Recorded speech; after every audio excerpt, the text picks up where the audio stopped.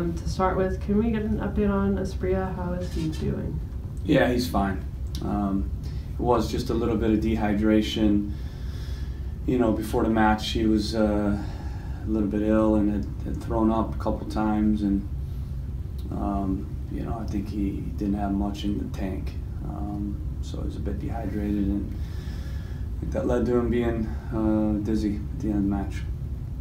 Is he gonna potentially play this weekend, or does he need time to recover from that? Well, he's fine. I mean, he was cleared to practice immediately the next day. So we held him out of training Thursday. He trained today. And then there was at least a report today that said that Audie's definitely not playing in Seattle. Is that true, or where are you at with Audie? Yeah, Audie's out for the weekend. That's the bad news. Good news is we think we'll have most everybody healthy for New York.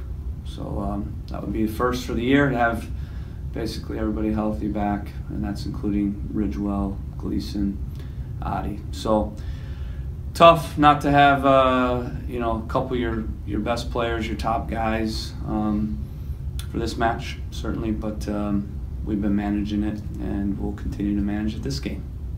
And I guess the last person, so Ridgewell, Audie, Gleason out. Is Marco, you said he could potentially factor in this game or could potentially go with T2? Yeah, he's been healthy. You know, Marco's been healthy.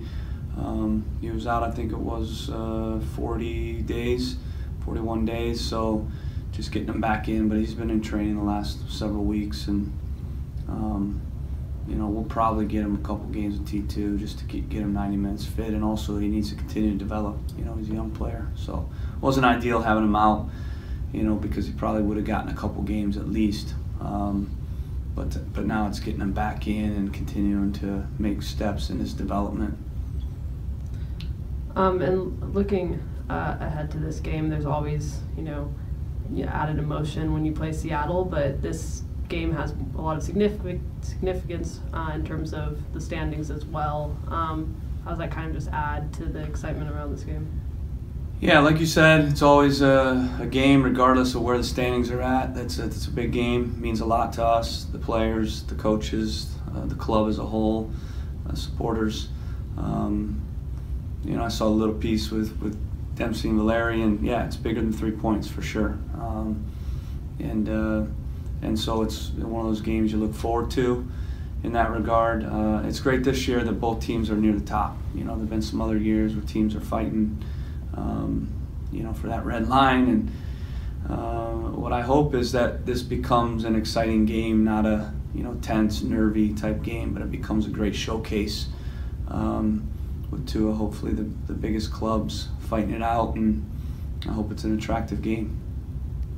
Obviously, I'm sure you had faith in your own team, but are you a little bit surprised that both of you guys are at the top of the standings, given, you know, Seattle was below the red line back in July, is 10 unbeaten. You guys have won, have only lost 2 in your last 10, won the last 2 games.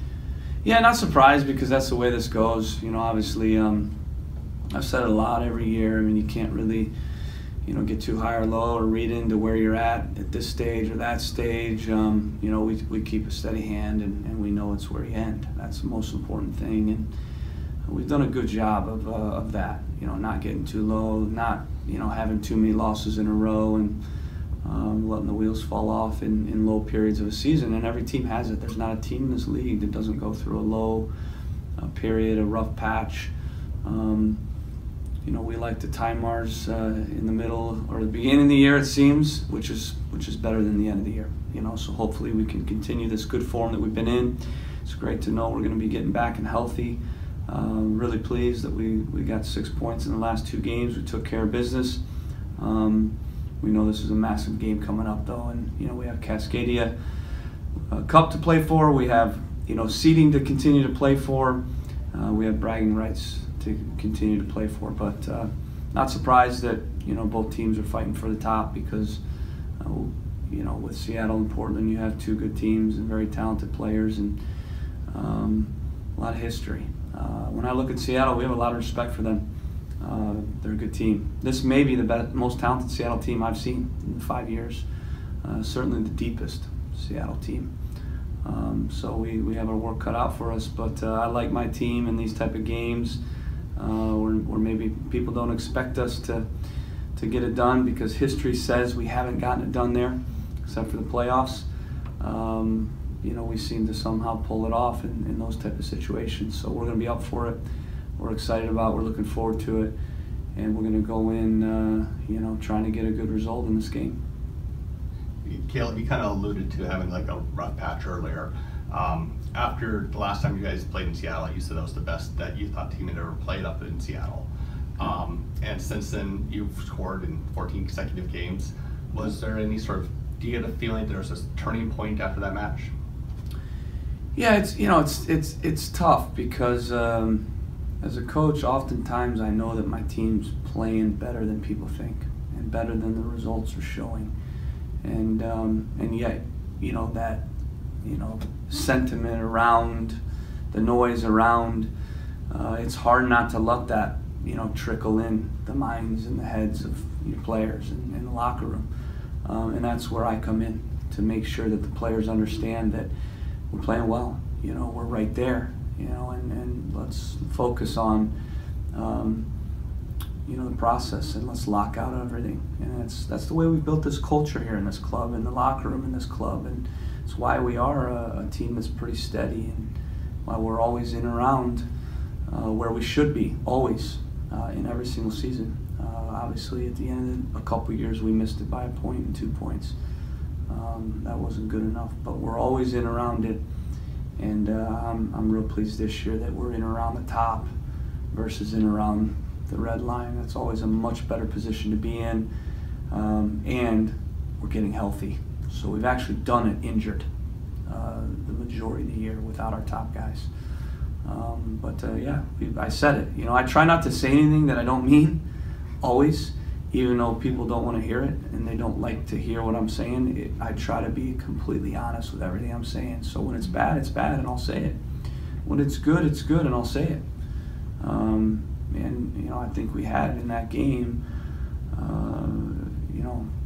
analytics or not, I believe in them because they tell a story. We had, I think, the most shots there, other than one other game in the history of the club. So as far as the lopsided nature of how we played, I think it's evidenced in the analytics of the game. But this is bottom line too. So there are going to be games we don't play well and win, and I'll be happy with those too. But I think you always want to understand the performance, and I thought we performed really well there. And I think over the last 10 games, with the exception of Toronto, the last 20 minutes, and RSL, second half with the red cards, last 10 games, I think we've been very good form, and overall playing extremely well. Last game's a good example. We set the club record for passing. So again, that doesn't tell a complete story, but it tells a story of control. It tells a story, and our passing game means something to us. So that tells me a lot that we're keeping the ball, we're controlling games, we're sharp in possession. And for me, that's another positive step.